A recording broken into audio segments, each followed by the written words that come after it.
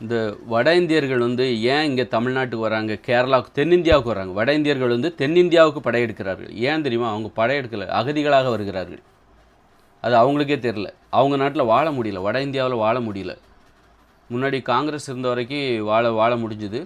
இப்போ வந்து பிஜேபி வந்ததுனால என்ன ஆச்சு அப்படின்னா, அவங்களால அங்கே வாழ முடியல, தொழில் செய்ய முடியல, தொழிலை உற்பத்தி பண்ணணும், கல்வி கற்கணும், கல்வியில் மேம்பாடு அடையணும், தொழிலில் மேம்பாடு அடையணும். அதெல்லாம் அவங்களுடைய நோக்கமே கிடையாது. படிக்க விடாமல் பண்ணணும், தொழில் பண்ண விடாமல் பண்ணணும்.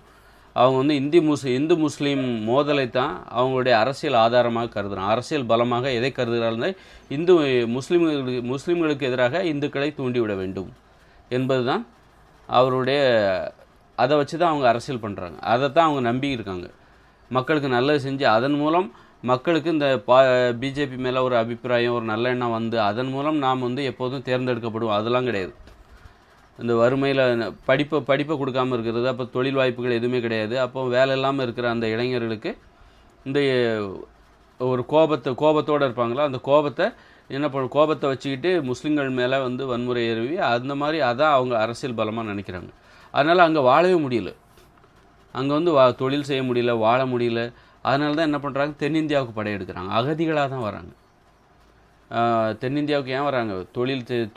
தொழில் தேடி வரல, வேலை வாய்ப்பை தேடிலாம் வரல, அகதிகளாக வருகிறார்கள் என்பதை நாம் தெரிந்து கொள்ள வேண்டும்.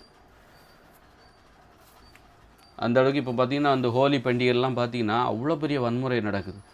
அதாவது இனிமேலாம் வந்து வட இந்தியாவுக்கு யாரும் போக மாட்டாங்க. அந்த அளவுக்கு பயப்படக்கூடிய ஒரு அச்சுறுத்தல் மிகுந்த ஒரு பகுதியாக அது மாறிக்கொண்டு வருகிறது. வட இந்தியாவுக்கு போகிறதா?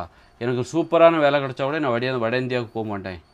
ஐயோ, எனக்கு 1 லட்ச ரூபா சம்பளம் கிடச்சா கூட வட இந்தியாவை வேண்டாம்டா சாமி அப்படின்னு ஒரு கும்பிடு போட்டுருவாங்க.